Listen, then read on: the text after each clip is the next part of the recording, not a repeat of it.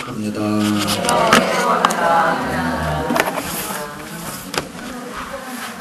도표를 꺼내셔야 될 것 같습니다. 여러분 나눠드린 도표.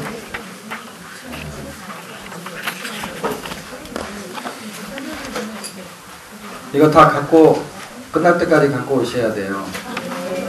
이거를 다 숙지하는 게 일단 마스터 할 때 역사를 하나 마스터 하는데 이 도표 하나 정도는 하실 수 있어야 돼요. 그래서 그냥 참석하시고 듣기만 하시면 할 수 있어요. 외우려고 할 필요 없고요. 그 대신 오늘은 숙제를 하나 내드릴 겁니다. 숙제가 뭐냐면 이 도표를 보고 이 도표 밑에 여러분 나눠드린 거에 보면은 설명이 붙어 있죠? 그 붙어 있는 설명을 하면 되는 거예요. 제가 말한 거를 하려고 하지 말고요. 붙어 있는 설명만 그대로. 그러니까 그거를 그냥 읽으면 되는 거죠. 읽으면. 근데 이제 읽는데 낭독하는 개념보다는 사람을 앞에 놓고 이제 외운 게 아니니까 읽듯이 하라는 것이지 읽으라는 건 아니고요. 보시면서 하는 거예요. 근데 누구한테 하면 가장 좋냐면 절대 질문을 못하는 사람한테 하면 이렇게 하셔야 돼요. 정말 제가 가르쳐준 대로 하셔야 돼요. 안 그러면은요 이거를 읽지도 못해요. 질문을 저쪽에서 하기 때문에. 다 해도 그 다음에는 이상해지는 수가 있어요. 왜냐하면 내가 모르는 걸 지금 하고 있는 거기 때문에 저쪽에서 질문하면 안 돼요. 그래서 가장 좋은 게 일단은 성경을 잘 모르는 사람한테 해야 돼요. 가르쳐 주려는 걸로 하는 게 아니고 실습으로 하는 게 실습으로. 그래서 교회를 안 다니는 남편한테도 좋고 그리고 교회를 다니는데 성경을 잘 모르면은 좀 가르쳐 주려는 의미로 한번 해보셔도 좋고 그래도 안 되면 자녀에게 자녀도 나이가 어릴수록 굉장히 좋습니다. 나이가 어리면 굉장히 좋고 근데 뭐 자녀도 다 크고 남편도 내 얘기를 들을 사람이 아니다. 그러면은 강아지한테 하면 돼요. 강아지가 없는 사람은 개한테 하면 돼요. 개한테. 개한테 하면 되는데 개도 없다. 그러면은 베개한테 하면 돼. 베개도 개야. 그리고 이제 베개라도 세워놓고 처음에 눕혀놓으면 안 돼. 이거 딱 세워놓고 눈높이를 맞추고 하다가 막 하면서 말 안 들으면 눕혀놓고 그렇게 하시면서 하여튼간 여러분이 한번 해보시라는 것이 굉장히 중요합니다. 만약에 여러분이 짝이 있어서 같이 해볼 수 있으면 가장 좋고 근데 여기서 시간을 드릴 수가 없어서 여러분 나름대로 해볼 수 있으면 좋은데 그런 시간이 지금 없잖아요. 그래서 그냥 한 번씩 그냥 해보는 거예요. 그게 일주일 동안에 한 번 하는 게 숙제예요. 매일 하는 게 아니고 그냥 한 번만 그냥 하는 거예요. 그냥 그렇게 하는 게 숙제인데요. 그 숙제한 거를 다음 주에 와가지고 해본 거를 나누셔야 돼. 무슨 말인가 아시죠? 그런데 안 해보고 그냥 오는 사람이 혹시 있을 수 있거든요. 그런 사람은 그냥 편안한 마음으로 새우깡을 꼭 사오시기 바랍니다. 이게 페널티예요. 근데 뭘 사와야 된다고요? 왜 새우깡을 사오라는지를 제가 설명하겠습니다. 새우깡 여러분이 이제 각 조가 4개 조잖아요. 제가 다음 주에 와가지고 이렇게 보면은 새우깡 봉지가 있는 걸로 확인을 하려고. 새우깡 봉지가 있으면 조정은 누가 안 해왔구나. 그래서 새우깡을 제가 새우깡을 좋아하거든요. 그래서 새우깡으로 고른 거예요. 새우깡. 그렇게 다음 주에 한번 해보셨으면 참 좋겠습니다. 그래서 오늘 간단하게 한 번 더 설명하면 이게 13시대를 외우는 방법이 있는데요. 어떻게 외우냐면 아까 여러분들이 외웠던 방식으로 외우면 돼요. 근데 13개를 10개는 구약이고 3개는 신약이야. 그렇게 그냥 하나를 툭 떨어뜨려 놔야 돼요. 그러면은 이제 10개가 남았잖아. 3개는 쉽잖아요. 10개가 남았는데 그 10개 중에 5개씩 외우면 쉽겠죠. 근데 5개 외울 때요. 창조 과정사가 딱 5개야. 그러니까 그 5개는 외우기가 쉽고 시대가 그냥 쭉 가죠. 그럼 가운데 있는 놈만 외우면 되죠. 신경 써서. 가운데 있는 것도 어떻게 되냐면 왕정, 포로, 침묵이에요. 왕정 시대가 둘로 나눠지고 포로 시대가 둘로 나눠지고 침묵 시대는 그냥 하나예요. 이건 더 쉬워요. 창조 과정사로 그냥 이렇게 한 글자씩 외우고 나머지 가운데 있는 거 6번째 시대로 가는 거잖아요. 그렇죠? 제가 만든 건 13시대지만 보통 시중에 나오는 건 12시대예요. 그렇죠? 12시대도 어차피 11번 12시대까지는 똑같아요. 순서가. 그러니까 전혀 헷갈릴 필요가 없어요. 하나가 플러스 알파로 늘어난 것이지 중간에 뭐가 연대가 바뀌거나 또는 개수가 달라지지 않아요. 중간에 낑겨서 13개가 된 게 아니고 하나가 플러스 된 거니까 그냥 똑같아요. 그러면 가운데 있는 거는 왕정 시대, 포로 시대, 침묵 시대예요. 이렇게 외우는 거야. 통일한국, 분열한국 이렇게 외우는 게 아니에요. 큰 덩어리를 외우고 그것이 둘로 나눠지는데 왕정 시대에는 통일한국과 분열한국 두 개로 구분할 수가 있지. 그 다음에 포로 시대는 포로 시대와 귀한 시대. 귀한 시대도 포로 시대예요, 원래요. 그거를 둘로 나눈 것 뿐이에요. 그러니까 왕정 시대, 포로 시대, 귀한 시대. 3개지만 5개죠. 그쵸? 그럼 다 외웠잖아. 더 어떻게 쉽게 해. 이거 다 외운 거야, 이렇게. 그러면 보세요. 1번. 5개의 시대가 지나가는 거예요. 그쵸? 근데 5개의 시대는 여기에 성경책이 없지요. 그리고 5개 끝날 때쯤에 우리가 이 도표를 나눠드렸지요. 그래서 4사시대까지는 그렇게 어렵지 않게 외울 수가 있어요. 그래서 별로 기록을 안 해놓은 거예요. 도표의 복잡한 부분을 이해하면 되니까. 그리고 5개 시대가 흘러가잖아요. 5개 시대가 흘러가는 신약을 빼면 나머지가 5개 시대잖아요. 이 도표는 5개 시대가 나와 있는 거예요. 그러니까. 금방 이해가 되시죠? 창조과사는 도표의 내용이 없지요. 그렇죠? 그럼 나머지가 5개 시대, 이게 다 5개 시대인 거예요. 5개 시대를 외우는 방법 어떻게 했다 그랬죠? 왕정시대, 포로시대, 침묵시대. 침묵시대는 성경이 없기 때문에 사실상 침묵시대 책도 없어요. 그러면은 왕정시대하고 포로시대만 있는 거야. 그렇죠. 그런데 이것이 4개로 나눠지는 것 뿐이죠. 왕정시대는 통일, 분열로 나눠지는 거죠. 그러니까 여기서도 도표를 볼 때 어떻게 보면 되냐면 큰 덩어리로 보고 나누셔야 돼요. 그러면은 외울 것도 없어요. 덩어리가 이해가 되면은 나누기가 쉬워. 그러면 13시대가 굉장히 쉽게 정리가 돼요. 자, 그러면 여기서 바가 이렇게 해서 한 덩어리가 이렇게 지나가요. 이렇게. 이거 3번이라는 거 나오기 전까지 여기가 1, 2번에 해당되잖아요. 근데 1번은 도표에 없는 거니까 2번에 해당되겠죠. 2번에 해당되는 내용이 여기까지가 왕정시대가 되는 거거든요. 근데 왕정시대에서는요, 왕정시대를 어떻게 이해하시면 되냐면, 왕정시대 안에 뭐가 움직이냐면, 포로시대와 포로시대가 맞물려서 움직이게 되는 거예요. 왕정시대는 포로로 잡혀가면서 왕정시대가 끝이 나고요. 왕정시대가 없어지면서부터 귀한시대가 되는 거거든요. 그런데 책이 역사서를 기준으로 보셔야 돼요. 왜냐하면 성경 역사는 역사서가 기준이에요. 그 역사서의 기준에 의해서 왕정시대가 흘러갈 때 선지서도 그 왕정시대에 낑겨 있어요. 그래서 왕정시대의 선지서가 있고 포로시대의 선지서가 있고 이렇게 둘로 또 구분이 돼요. 그래서 헷갈리는 거예요. 그러니까 하나의 핵심 되는 것만 정확하게 이해하시면 그 다음에 왜 그런 현상이 나타나는지는 이해만 하셔야 돼요. 외우려고 하지 말고. 이해가 되면은 외워지는 거예요. 그 다음부터는. 사실 왜 안 외워지냐면요. 이해가 안 되는 걸 자꾸 외우려고 하니까 이해도 안 되고 외우지도 않고 다 안 되는 거거든요. 그러니까 지금 여러분은 막 받아 적고 그런 게 중요한 게 아니라 저렇게 도표를 볼 수 있는 눈과 그 다음에 도표가 만들어진 거를 한눈에 볼 수 있는 그런 시간만 가지면 돼요. 지금은. 점진적으로. 그리고 10주쯤 됐을 때는 그냥 저게 설명이 가능할 수 있는 거. 그냥 보고 설명하는 거니까 괜찮아요. 보고. 자, 그러면 여기서부터 여기까지 시드기야 때까지가 11기 하로 끝나요. 근데 책이라는 게 역대 상하도 같이 있는데 이거는 이 역사서의 같은 시대의 내용을 다루고 있기 때문에 같은 왕정시대까지 흘러가요.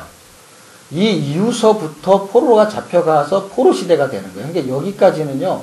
왕정시대의 역사서가 되는 거예요. 근데 그 왕정시대의 역사서 속에 속해 있는 선지서들이 있다는 거예요. 왜냐하면 분열왕국 시대에 그러면서 포로 시대를 같이 낑겨 있는 거예요. 여기는. 그럼 이렇게 이해하시면 돼. 왕정시대는 둘로 나눠진다 그랬죠. 처음에는 통일, 그러면서 분열이 되죠. 그러면서 통일은 떨어져 나가고 분열이 된 상태에서 선지서가 붙는 거예요. 이제 앞에 거 꼭 이런 거야. 우주선이 확 갈 때는요, 큰 덩어리가 가다가 올라가면서 하나씩 떨어뜨리죠.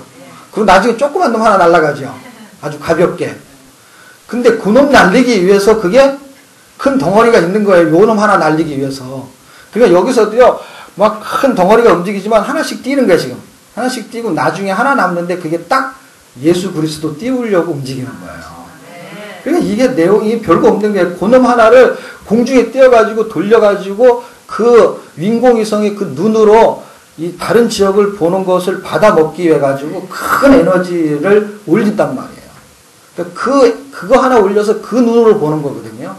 그럼 이 구조 속에서 제가 역사를 설명하지만은 윈공위성 설명하는 이유는 뭐냐면 이거 하나 띄워가지고서 예수 그리스도를 딱 띄워놓으면 그 눈으로 역사를 바라보면 그게 뚫린단 말이에요. 인생도 뚫리고 역사도 뚫리고 성경도 뚫리고. 그러면 왕정시대 이렇게 해서 떨어져 나가죠. 통일왕국시대 떨어져 나가죠. 그럼 분열왕국이 남죠. 분열왕국에 선지서가 붙으면서 또 한 덩어리가 생기는데 포로시대가 한 덩어리가 생겨요. 포로시대가 생기면서 재밌는 것은 포로시대로 잡혀가면서 분열왕국시대가 떨어져 나가요. 이해할 수 있어요? 네. 지금 이 도표 그대로 보세요. 요만큼이 통일왕국이에요. 그렇죠? 통일왕국 떨어져 나가고 여기서부터 분열왕국이에요. 그렇죠? 이만큼이. 분열왕국에 붙어있는 선지서니까 통일왕국 생각할 필요가 없어요. 왜냐하면 선지서는 분열왕국서부터 붙어있어요. 그럼 하나 떨어져 나갔죠. 5개 중에 하나 나갔죠. 그 다음에 맨 끝에 있는 침묵시대는 여기 없으니까 지금 남은 게 별로 없는 거예요. 분열왕국 시대에 선지서가 붙어 있는데 2개씩 같이 가니까 뒤에 하나 붙어 있는 게 포로시대가 하나 붙어 있는 거예요. 그럼 분열왕국 시대가 되면서 분열왕국이 떨어져 나가려고 하기 위해서는 포로로 잡혀가기 시작하는 거야. 포로로 다 잡혀가게 되면 분열왕국도 떨어져 나가버리는 거야. 그래서 분열왕국이 한 덩어리가 처음에는 북쪽에 한 놈이 떨어져 나가고 그 다음에 남쪽이 떨어져 나가는 거예요. 이 왕정시대는 그냥 둘로 나눠지는 게 왕정시대가 없어지는 거고 분열왕국이 떨어져 나가는 거는 한쪽씩 떨어져 나가야 되니까. 그래서 제일 먼저 떨어져 나가는 게 어디라고요? 북쪽. 그래서 이 삼각형 안에 들어있는 놈이 북쪽이에요. 이 삼각형이 끝나면은 북쪽은 이미 떨어져 나간 거예요. 그 다음에 남쪽이 떨어져 나가야 되는데 남쪽의 선지자는 가운데 있는 두 번째 삼각형이에요. 요게 떨어져 나갈 때 어떻게 떨어져 나가냐면요. 포로로 잡혀 나가면서 떨어지기 시작하는 거야. 하나씩. 그래서 3번에 걸쳐서 뭐가지가 날아가는 건데 완전히 날아가는 게 3차 586년에 분열왕국도 없어져 버리는 거야. 그러니까 왕정시대는 이제 없어졌죠. 그래서 끝난 거예요, 이렇게. 포로 시대로 오면서 왕정시대 떨어져 나갔어요. 그러면서 포로 시대가 되고 있죠. 그쵸? 포로 시대가 되면서 뭐가 하나 붙어 있냐면 귀한 시대가 하나 붙어 있는 거예요. 2개씩 붙어 있는 거예요. 그 다음 거. 이제 끝이에요, 이게 끝. 마지막에 이제. 떨어져 나갈 때 보세요. 에레미야가 에스겔, 다니엘 이렇게 하면서 포로 시대가 돼버렸어요. 그쵸? 포로 시대가 70년을 쭉 가는데 이렇게 70년이 요놈이 딱 이렇게 보면 모래시계처럼 생겼어요. 그쵸? 그래서 쭉 내려와서 70년이 딱 차면은 포로 귀한 시대가 되는 거야. 무슨 말인지 잘 모르시는구나. 70년이 모래시계처럼 70년이 딱 차면, 이렇게 차면 이제 포로 귀한 시대가 시작된다 이 말이에요. 70년. 그래서 시간이 70년 지나면 이렇게. 그러면 귀한 시대가 됐잖아요. 귀한 시대의 역사서에 해당되는 책이 에스라, 니에미야, 에스더예요. 네. 이렇게 해서 한 덩어리씩 북쪽 멸망, 남쪽 멸망, 포로 시대. 이거는 분열 시대죠. 분열 시대. 분열왕국 시대, 포로 시대, 포로 귀한 시대. 포로 귀한 시대에 대한 내용을 여기다 놓은 거지. 이거는 이 안에 있는 내용이죠. 그런데 이거는 선지서만 기록했기 때문에 이 바깥으로 뺀 거예요. 그리고 여기도 선지서지만은 이 선지서는 대선지서니까 요 삼각형에 있는 선지서 옆에다 붙여놓은 거예요. 이거는 같이 맞물려 가는 거고요. 이거는 떨어져 있는 내용이거든요. 역사서니까. 역사서는 여기서부터 이렇게 내려가는 내용이죠. 그래서 역대상하, 에스라, 니에미야, 에스더 이렇게 가야 되죠. 그러니까 여기는 이렇게 내려온 거예요. 역사서는. 이렇게 내려오면서 바알을 이쪽으로 가면서 이 안에 낑겨 들어가는 거예요. 이 위치도 잘 잡힌 거예요. 이게 지금 도표가. 그렇게 일단은 큰 구조를 이해하시고 시대에 대한 부분들은 여러분 유인물 나눠드린 거에 설명해 놨잖아요. 그거는 제가 지금 설명할 필요가 없잖아요. 여러분이 읽으시면 되고 지금은 이거를 보는 방법을 이해시키는 거니까.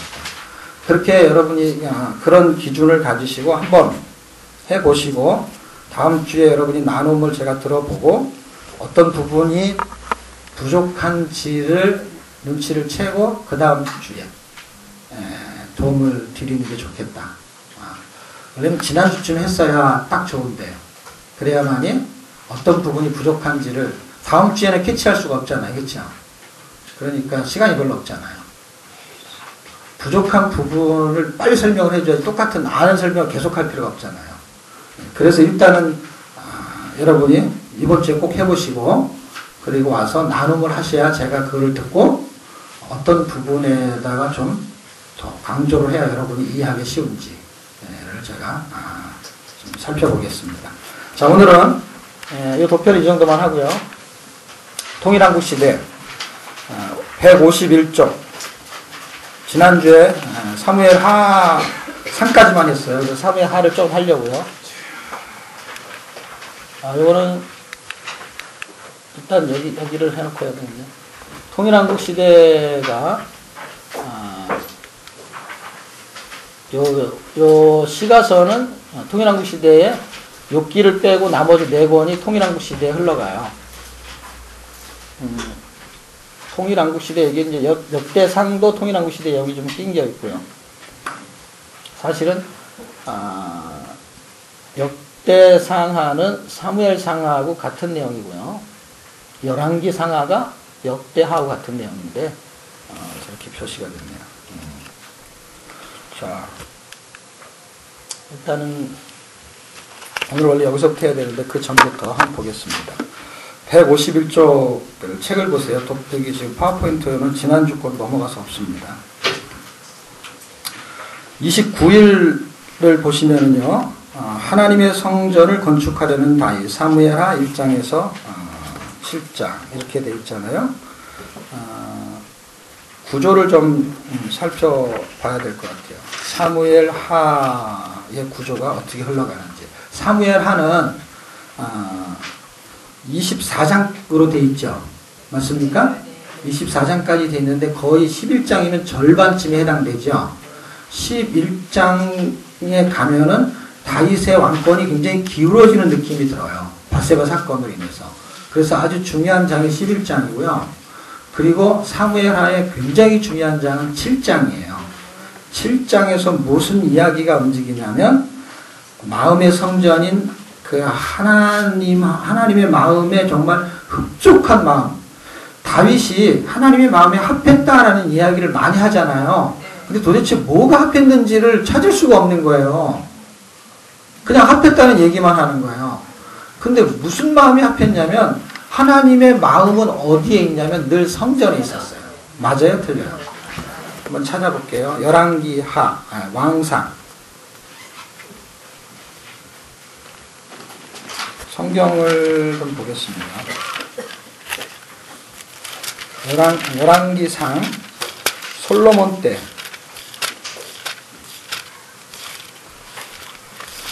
9장.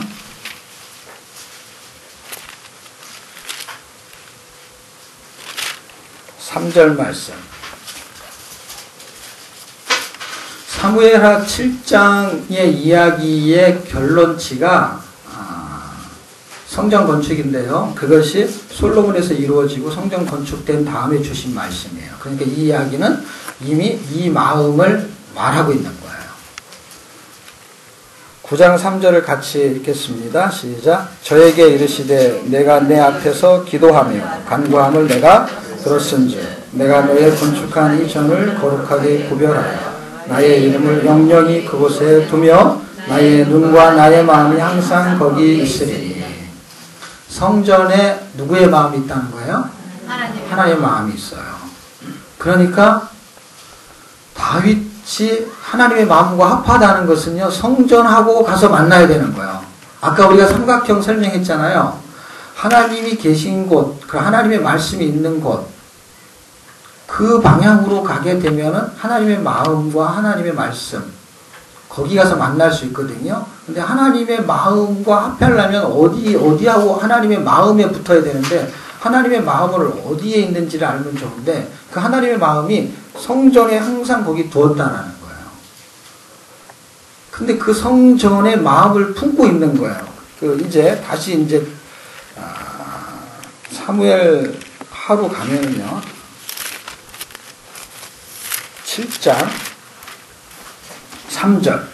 아까는 열왕기상 9장 3절이고요. 여기는 사무엘하 7장 3절이에요. 3절의 말씀을 같이 읽겠습니다. 시작. 나단이 왕께 고하되 여호와께서 왕과 함께 계시니 물은 마음에 있는 바를 행하소서. 마음에 합하다고 했으니까 마음에 있는 거를 끄집어내면 되겠죠. 근데 기준은 성전이지만 뭘 품었냐면 성전을 품으면 그게 성전인 거야. 재밌죠? 성전이 있다고 했지만은 성전을 품어야 그게 마음이 되니까.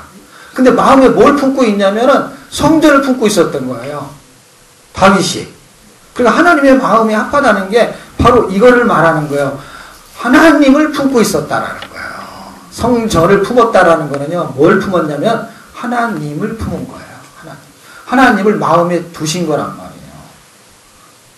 근데 하나님이라는 분이 구약의 개념에서는요, 이렇게 우리처럼 임마누엘 이런 개념이 약하기 때문에 무엇을 기준으로 하나님을 품었고 하나님 마음에 합하냐 할 때 그것은 대명사로는 지금 성전으로 끌고 가요. 그런데 그 성전이 뭘로 설명하고 있냐면 말씀으로 설명해요. 말씀. 그래서 말씀을 품으면은 하나님을 품은 게 되는 거예요. 왜냐하면 말씀이 하나님이고요. 하나님이 성전이니까. 그 성전이 우리 안에 들어오셨어요. 그러면 사실 우리는 하나님을 품었지만 사실 모두 같이 품은 거냐면 하나님의 말씀을 품고 있는 거예요.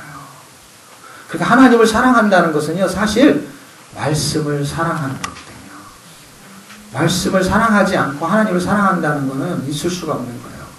다윗이 사울을 죽일 수 있는 기회가 있었는데 죽이지 않았어요. 하나님 마음에 합한 자였기 때문에 그래요.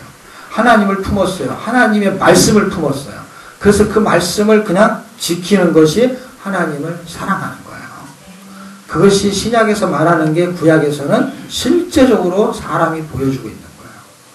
실제 우리도 설명할 때 신약적으로 설명하면 하나님을 사랑하면 하나님 말씀을 사랑하고 말씀을 지키는 걸 사랑이라고 설명하잖아요. 근데 그렇게 했던 사람이 누구냐면 다윗이에요. 왜냐하면 그는 하나님을 마음에 품었기 때문에, 다시 말하면 하나님을 사랑했기 때문에 이렇게 말할 수 있는 것입니다. 그냥 품고 이렇게 갖고 싸매고 있는 게 아니고 사랑했다라는 거예요. 그걸 사모했다라는 거예요. 그 말씀대로 살고 싶었다 이 말인 거예요.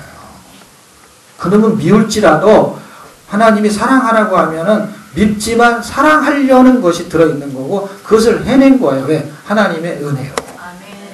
다윗도 아마 이를 부득부득 갈았을 거예요. 어디서? 시편에서. 탄원서를 내고요. 눈물을 흘리고요. 고통을 당하고요. 그의 원수들을요, 다 멸하기를 촉구했고요.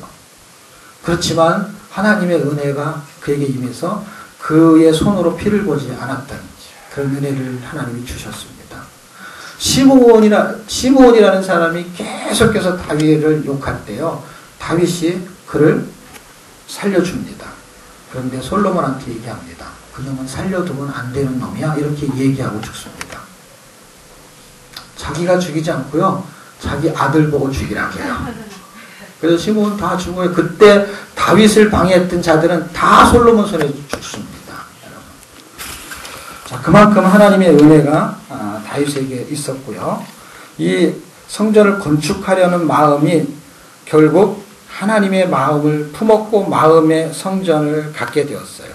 그런데 그 마음의 성전이 세워질 때 나타난 현상이 뭐냐면 8장, 사무엘하 8장 1절을 한번 보세요. 1절의 그 세 글자 한번 보세요. 맨 처음에 그 후에 이후에 이렇게 써 있어요. 그러면 뭐예요? 하나님의 성전을 마음에 품고 난 이후에 이런 말이 되겠죠. 이후에는 어떤 일이 벌어졌는지 아세요? 6절, 14절 보세요. 그냥 눈으로 보세요. 어디를 가든지 어떻게 하셨어요? 다윗은 장군이었어요. 어디를 전쟁을 늘 하고 다녔어요. 그렇죠? 그가 다녔다는 것은 전쟁하러 다닌 거거든요. 전쟁하러 가는 곳마다 어떻게 하셨어요? 하나님이요? 이기게 하셨어요. 무엇 때문에? 7장에 있는 하나님을 품고 있었을 때 그 이후에는 하나님이 그를 어디를 가든지 이기게 하셨어요. 승리의 비결이 어디에 있었냐면은 여기에 있었던 거예요. 다윗이 이긴 게 아니라 다윗을 이기게 하셨다 이 말이에요. 왜? 하나님을 품고 있었고 하나님의 말씀에 순종했기 때문에. 그리고 우리가 순종이라는 단어가 만약에 어렵다면 하나님의 말씀을 사모했다. 그리고 사모하고 싶고 또는 하나님의 말씀대로 살고 싶다. 그런 열망이 우리 안에 들어온다면요. 하나님이 우리를 이기게 하십니다. 전쟁에서 어떤 전쟁이요? 영적 전쟁에서 이기게 하십니다. 나를 죽이려고 하는 원수, 사탄 그런 세력에서 악의 세력에서 보호하시고 이기게 하십니다. 그리고 나를 힘들게 하는 고난, 사람, 물질, 환경에서 이기게 하십니다. 하나님이 이기게 하시는 거예요. 환경이 오는 거는 다윗이 얼마나 힘들게 고난을 겪었는지는요. 시편을 보면 잘 알 수 있습니다. 너무너무 힘든 과정을 겪었어요. 그럼에도 불구하고 하나님은 다윗을 그 광야를 통과하게 하십니다. 광야에서 많은 사람들이 죽었어요. 근데 다윗도 광야에서 생활했지만 그는 광야를 지나갔단 말이에요. 그 길을 하나님은 우리를 그 길로 지나가게 하세요. 세상 광야를. 그리고 그런 선배들이 지나간 방법들을 보고 배우라는 거예요. 어떻게 지나갔느냐? 하나님을 마음에 품고 지나갔다는 거예요. 그럼 하나님이 지나가게, 이기게 하시겠다는 것입니다. 그것을 믿는 것이 저는 믿음이라고 생각합니다. 믿는 거예요. 하나님이 말씀하신 약속을 믿는 거예요. 그분이 행하실 기적을 믿는 것입니다. 자, 그 다음에 8장에서 12장까지가 그 다음 하루치를 읽어야 될 내용입니다. 그 내용은 띄었어요?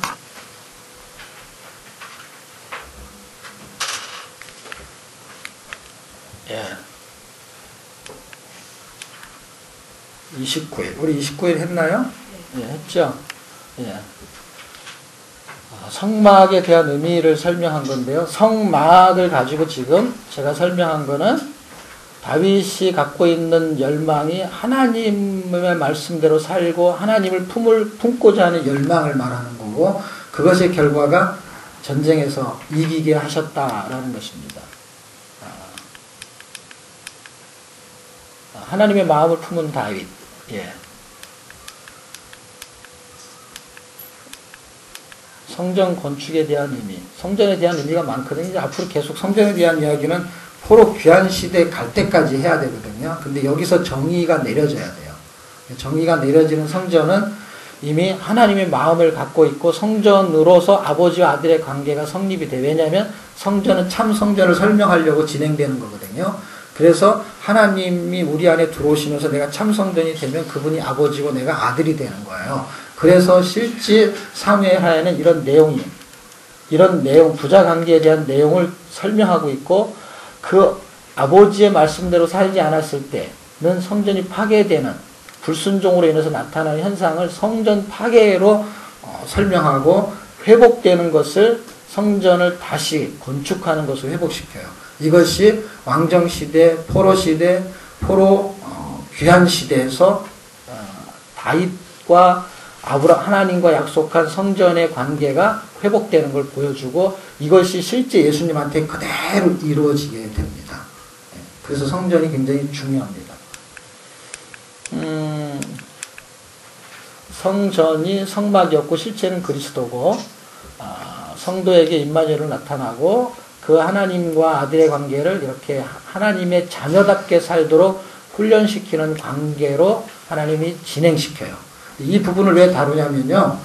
다윗이 하나님의 마음을 품고 하나님을 열망하는 하나님의 자녀의 삶을 살아갈 때 이후에 그럴 때는 어디를 가든지 이기게 하셨어요. 승리하게 하셨어요. 우리에게도 똑같은 현상이 나타난다는 거예요. 그런데 이제 11장에 가면 어떤 현상이 나타나냐면 간음하게 되죠. 그렇죠?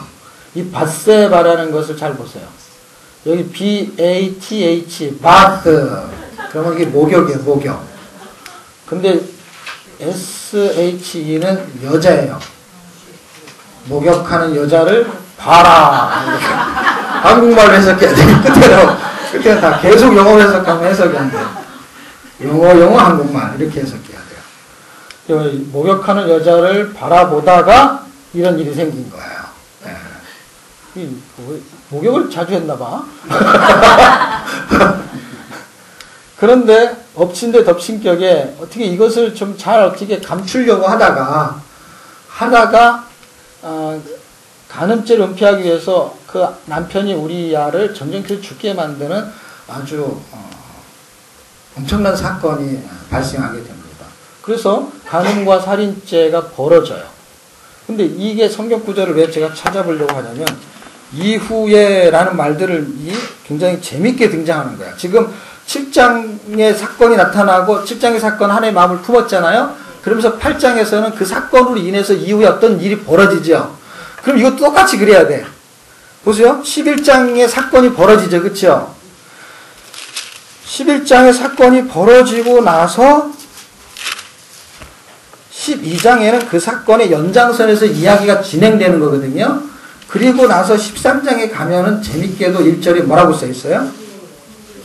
이후에, 그 후에. 그렇죠? 똑같은 말이죠. 그런 일이 있고 나서 벌어지는 사건이 있단 말이에요. 그 사건이 뭐냐면 아까 성전의 관계는 아들이 잘못하면 하나님이 어떻게 하신다 그랬죠? 징계하신다 그랬죠. 그리고 다윗에게 그렇게 하신다고 했죠. 그 다윗이 잘할 때는 막 이기게 하셨지만 잘못할 때는 어떻게 해요? 하나님의 아들답게 키우기 위해서 그 부분을 설명하는 징계가 나와주는데 구약은 아주 처절하게 나와주거든요. 그 사건이 이후에 나오는 거예요. 그래서 두 가지 사건이 나오는 거예요. 하나님의 자녀답게 사는 그 아주 멋진 모습이 하나가 나오고 또 하나는 나의 옛사람을 통해 가지고 하나님의 불순종할 수밖에 없는 그 두 가지의 큰 사건이 간음죄하고 살인죄인데 그게 대표적인 범죄거든요. 세상을 사랑하는 거를 성경은 간음죄라고 하거든요.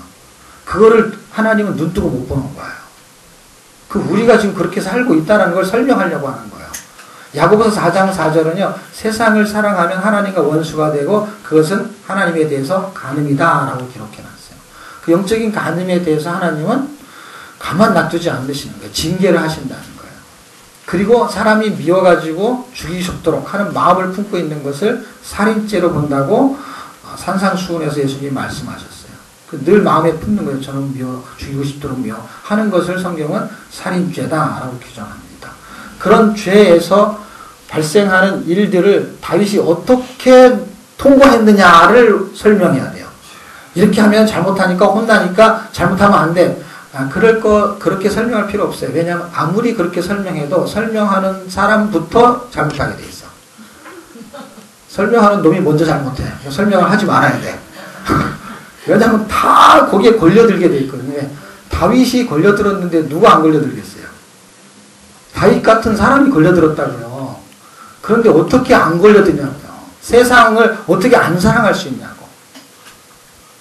이웃집 남자 여자가 아니고 지금 이웃집 세상을 사랑한다니까.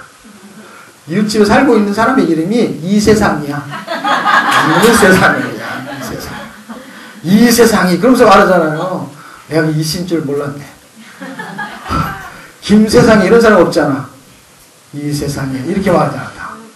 딱 세 글자야. 또 한국 사람이라고 비슷해.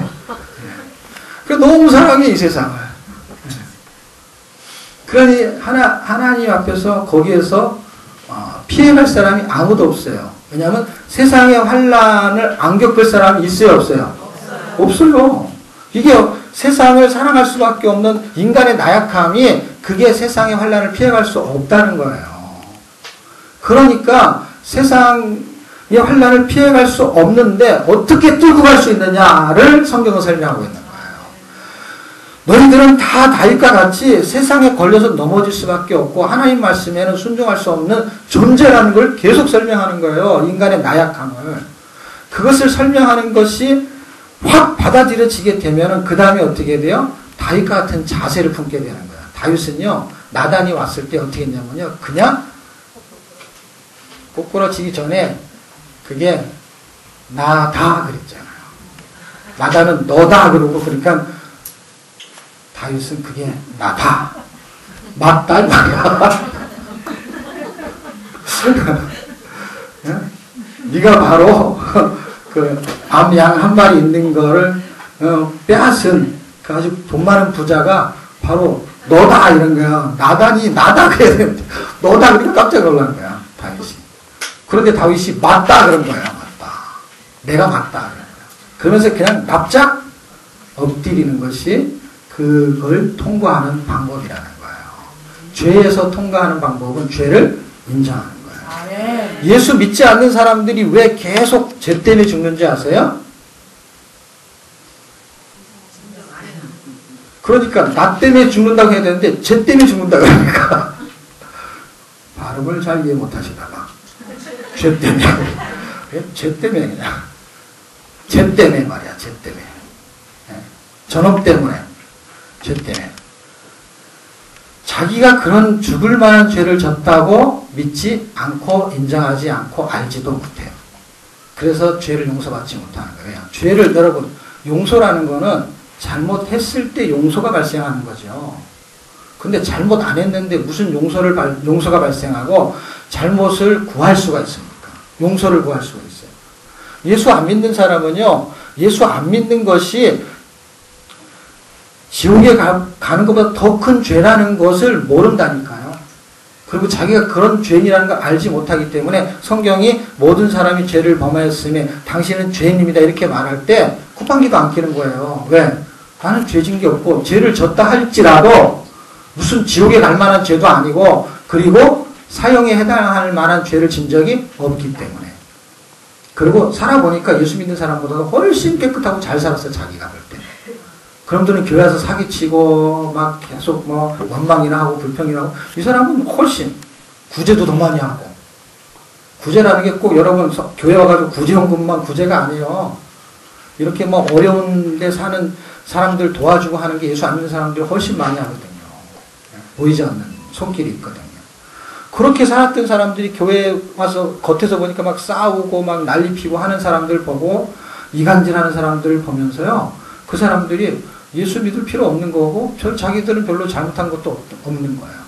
죄는 너희들이 많이 졌으니까 다 교회, 죄 많은 사람들이 다 교회 온 거야, 알고 봤더니. 그러니까 죄가 없다고 생각하는 사람들은 다 교회 안 다니는 거예요. 죄를 인정한다라는 것은요, 하나님의 은혜입니다. 다윗은 자기가 그런 죄가 있다는 것을 눈치를 챈 거예요. 근데 너무 놀라운 것은요, 사울은요, 자기가 그렇게 죄를 졌다는 걸 눈치채지 못한 거예요, 여러분. 다윗의 죄가 클까요? 사울의 죄가 클까요?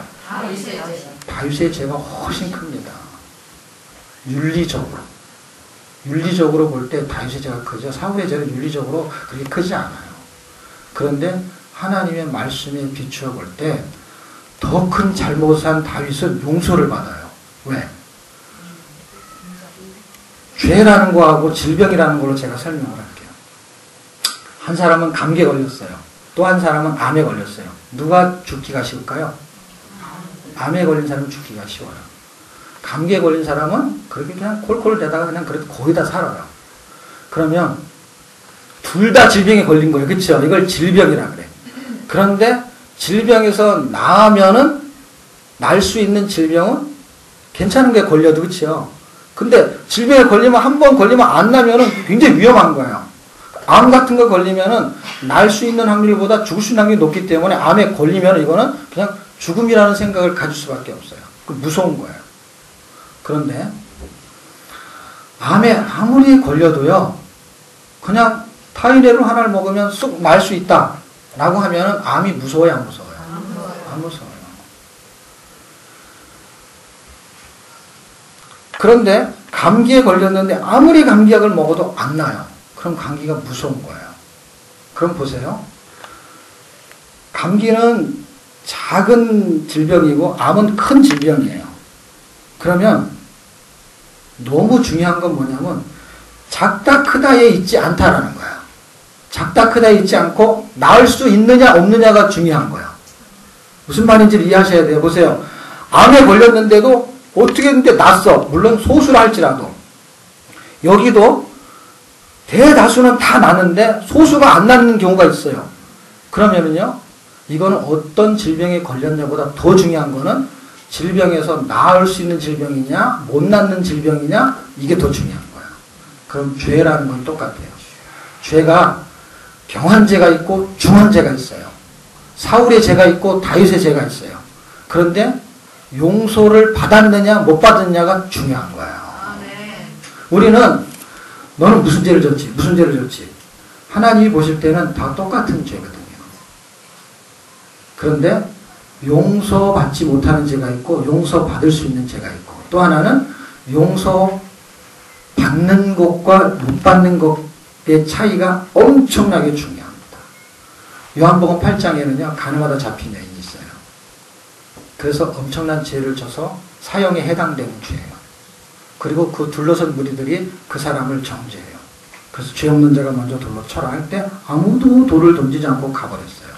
그러면 그 사람도 죄가 있다는 거예요? 없다는 거예요? 있다는 거예요. 근데 용서는 누구만 받았어요? 가늠한 여인만 용서를 받았어요. 지금 하나님의 백성이 교회에 와서요. 하나님의 말씀을 듣고 죄에 대해서 공부할 때 죄가 경한죄다, 중한죄다. 저놈은 나쁜 놈이야, 좋은 놈이야? 판단할 수 있는 능력은 선악과를 먹으면서 생겨버렸어요. 그런데 십자가 은혜를 먹은 사람은 그 경한죄, 중한죄를 판단할 능력이 있음에도 불구하고 그 죄의 용서를 받는 사람이 되는 거예요. 용서를 받게 됨을 통해 가지고 자기의 죄가 다른 사람보다 크고 작은 게 아니라 용서받은 그 죄를 굉장히 귀하게 생각하는 거예요. 그러면 용서받지 못할 때 용서받은 죄. 그러면 경중을 따지지 않아요. 그 다음부터는. 용서받지 못한 게 무서운 죄가 되는 거예요. 감기에 걸려도 죽을 수 있는 거예요. 우리는 암에 걸린 존재, 암적인 존재, 아주 고질적으로 하나님의 말씀에 불순종할 수밖에 없는 그런 존재임에도 불구하고 하나님의 은혜로 순종할 수 있는 기회를 잡게 된 거예요. 죄를 용서받은 거예요. 다윗은 엄청난 걸 깨달았어요. 이 진리를 지금 다윗을 통해서 설명하려면 우리는 다 똑같은 간음죄, 살인죄. 그럴 때 성경이 우리에게 너는 이런 죄이냐라고 말했을 때 우리는 다윗의 자세를 취해야 된다는 것을 성경이 설명하는 거예요. 나단의 질책은 성경이 질책하는 거예요. 왜냐하면 누가 나단을 보냈어요? 하나님이 보냈어요. 그리고 하나님이 그에게 입에 말을 줘가지고 말씀을 하게 하셨죠. 그것을 성경에 기록했죠. 그러니까 하나님의 말씀에 사람이 인정하게 되는 것이죠. 이 말씀 그대로 인정하게 되면 이 상황을 그대로 통과하게 되는 거예요. 그러면 나단의 질책 앞에 자복하고 통회하고 하나님의 징계를 받는다는 건 뭐예요? 그 죄에 대한 대가를 받겠다는 거예요. 그런데 이 죄에 대한 대가를 다윗이 진짜 받아요. 받는데 우리는 너무 놀라운 것은 놀라운 은혜는 뭐냐면 우리가 똑같은 죄를 졌는데 우리에 대한 죄에 대한 징계를 예수님이 받으신다는 거예요. 그래서 다윗은 예수 그리스도의 예표가 되는 거예요. 대신 받으세요. 그분이. 다윗의 범죄를 통해서 이런 징계를 받게 돼요. 그 징계가 어떻게 발생하게 되냐면 13장부터 발생하게 돼요. 그 후에 징계가 발생해요. 징계를 받아내는 다윗이 어떻게 하냐. 원망하지 않고 그대로 그걸 받아내요. 내가 죄인이 맞습니다. 그리고 중요한 거는 용서받는 게 중요한 거. 더 큰 죄가 중요한 게 아니에요. 작은 죄라도 용서를 받는 게 중요한 겁니다.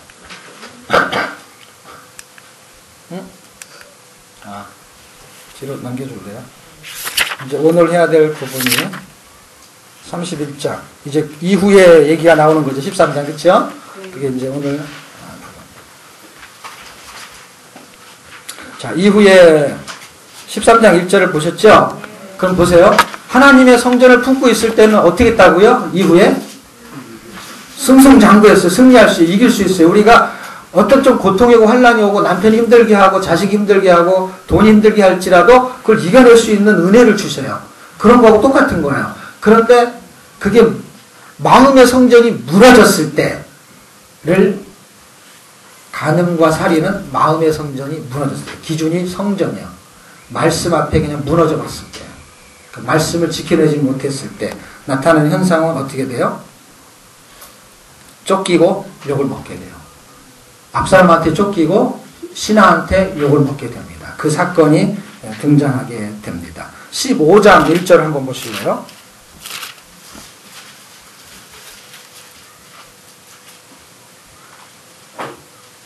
(1장에도) 어떻게 나와요? 그 후에 이후에 압살롬한테 쫓기게 됩니다. 그러면서 전개가 돼요. 4년 동안 반역을 준비해요. 압살롬이. 그리고 그가 왕을 다윗을 자기 아버지 다윗을 쫓아내고 자기가 왕권을 갖게 돼요. 진짜 왕이 아니고 가짜 왕이에요. 사울도 하나님 원하시는 왕이 아니고 압살롬도 하나님 원하시는 왕이 아니에요.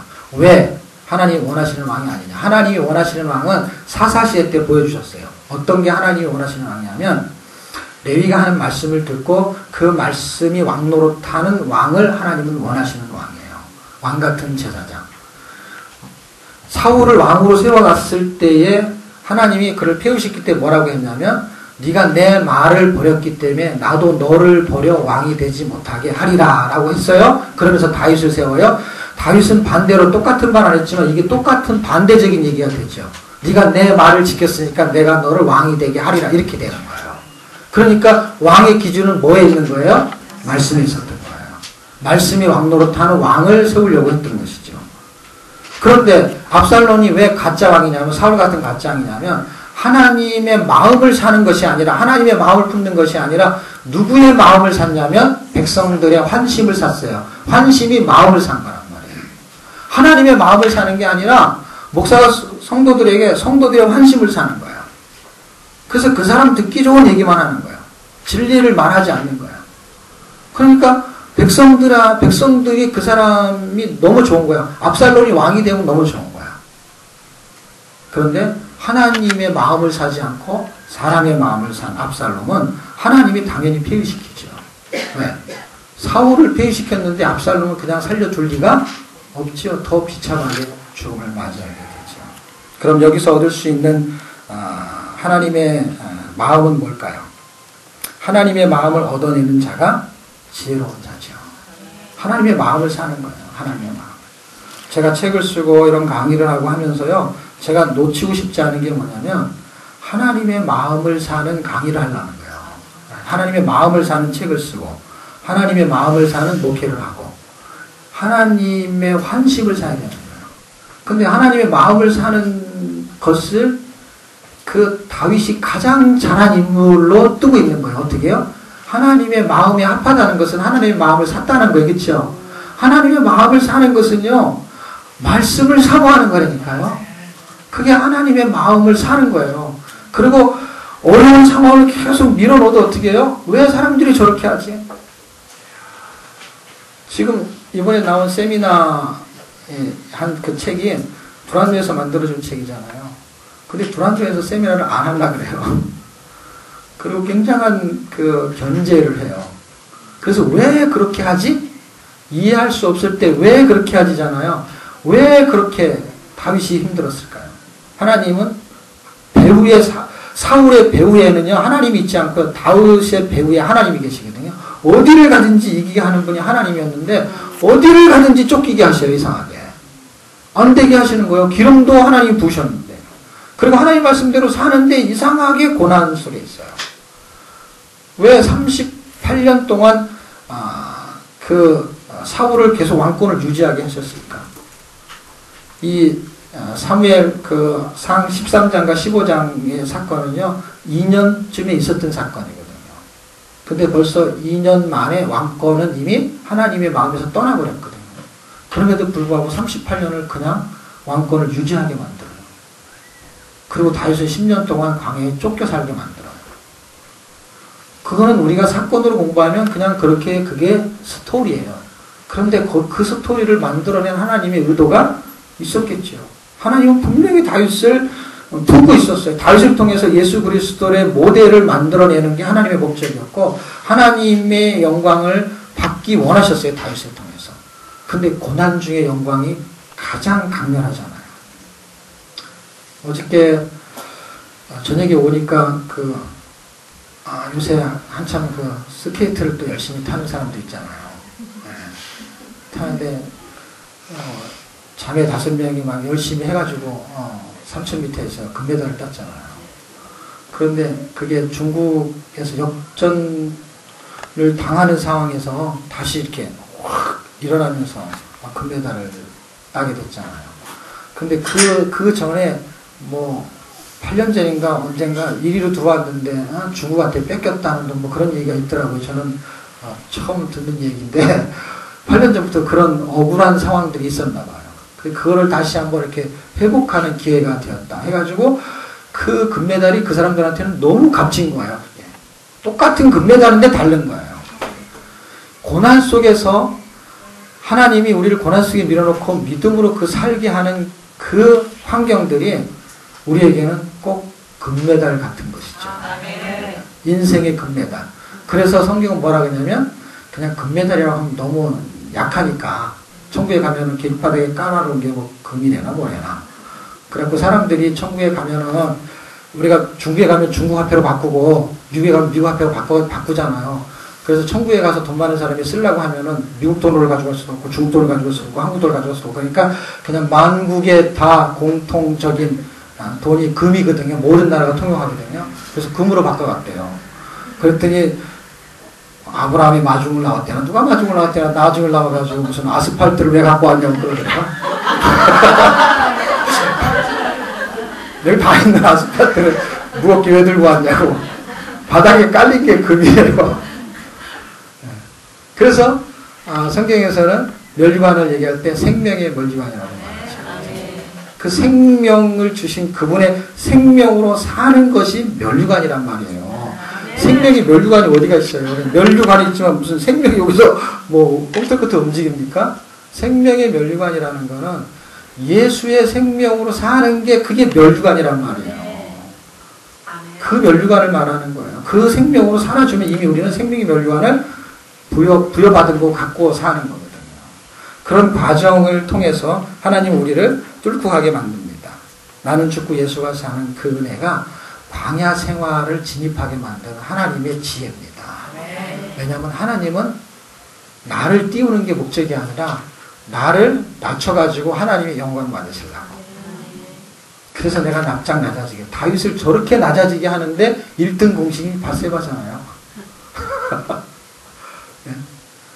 밧세바를 통해서 그리고 압살롬을 통해서 시므이를 통해서 다윗이 뜨잖아요. 놀랍잖아요. 나를 핍박하는 자들이요 나를 죽이는 게 아니고요 하나님의 간섭하심이 반드시 있다면 뭔지 아세요? 나를 띄우는 작업이에요. 그래서 예통책을 쓰면서요 막 하나님의 예통책을 엄청 띄우려고요 굉장히 낮추시고 계세요. 이렇게.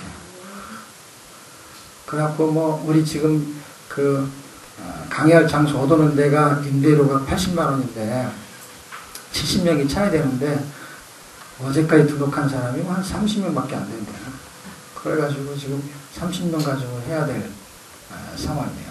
그래서 지금 여기 신청서 갖다 놨어요. 여러분 중에서 하실 사람이 있거나 소개할 사람이 있거나 아니면 임대료 헌금할 사람이 있거나 하는 사람들이 좀 기도도 해주시고 또 홍보도 해주시고 이 하나님의 말씀과 구속사 사실 이 말통책을 가지고 하는 거는 역사적인 뼈대를 설명하는 거거든요. 근데 예통은 역사적인 뼈대를 설명하진 않지만 구속사를 설명해요. 그런데 역사적인 뼈대를 가지고 있어야만이 성경을 이해하기 훨씬 더 쉬워요. 왜냐하면 역사적으로 성경이 흘러가기 때문에 그래요.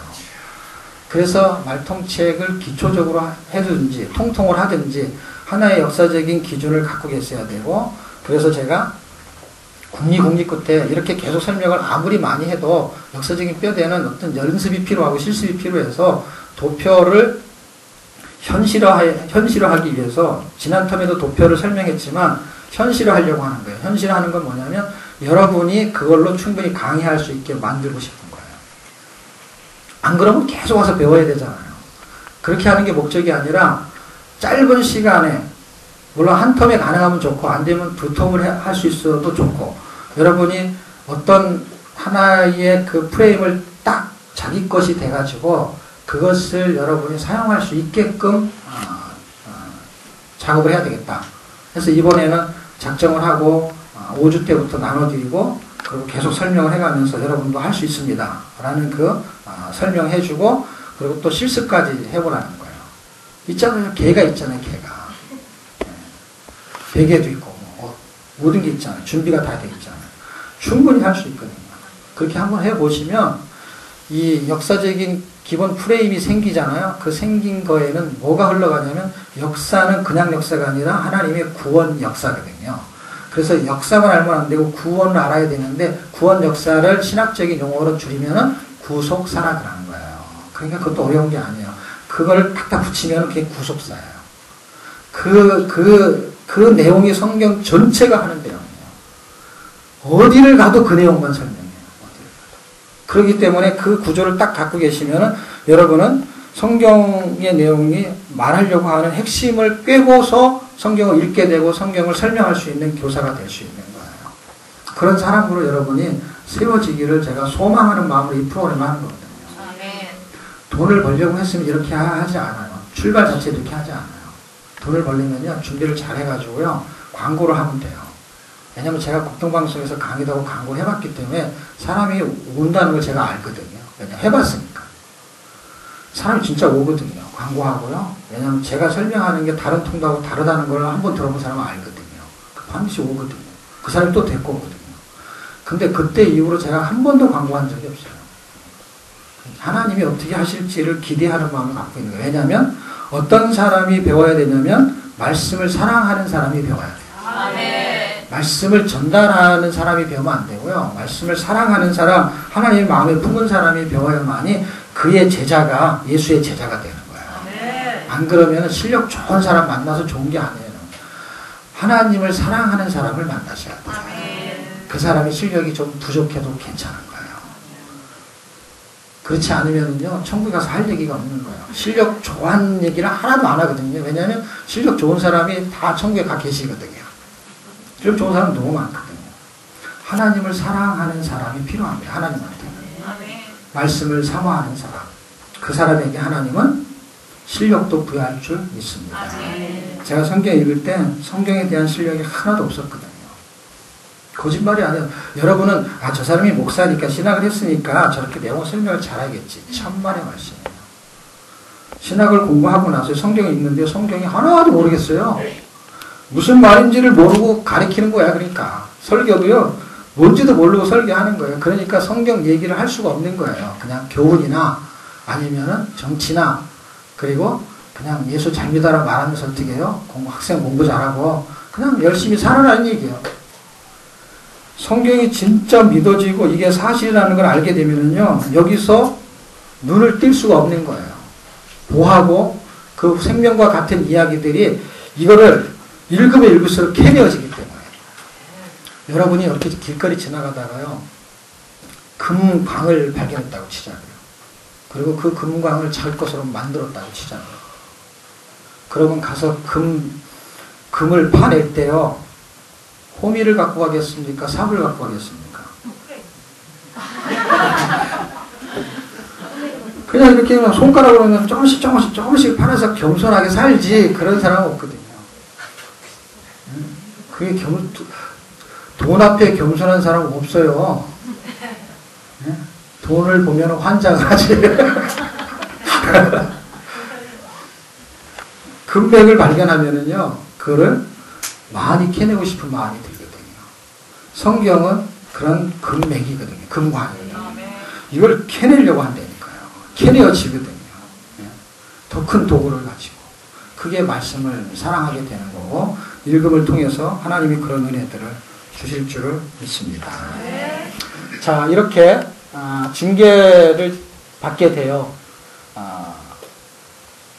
아이는 죽게 되고 솔로몬이 탄생돼요. 하나님의 징계가 참 묘하게도 어떻게 전개되냐면, 욕심이 잉태한 즉 죄를 낳고 죄가 상성한 즉 사망하느니라. 욕심이 잉태해서 간음과 살인, 욕심이 잉태해서 세상을 사랑한 걸 통해서 뭐를 얻었냐면은, 그게 잉태해가지고 자녀를 낳지만 그 자녀는 사망하게 돼요. 첫 번째는 죽어요. 그리고 나중에 아이가 솔로몬이에요. 그래서 죄 싹슨 사망이다 하는 걸 진짜 보여줘요. 사망. 그래서 다윗이 죽어야 되는데요, 다윗의 열매가 죽어요. 죄선 사망이라는 거를.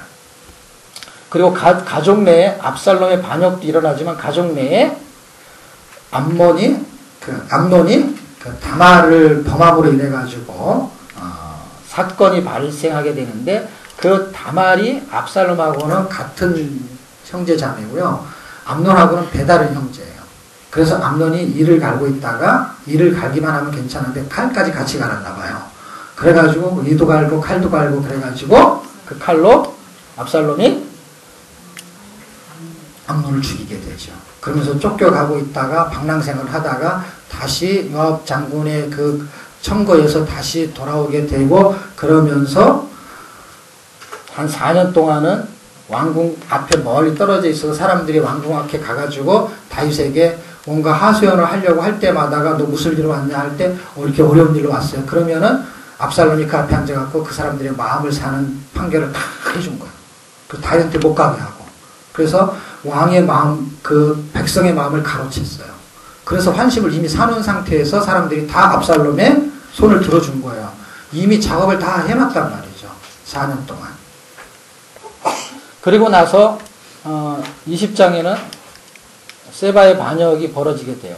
이 와중에 여기 나오네요.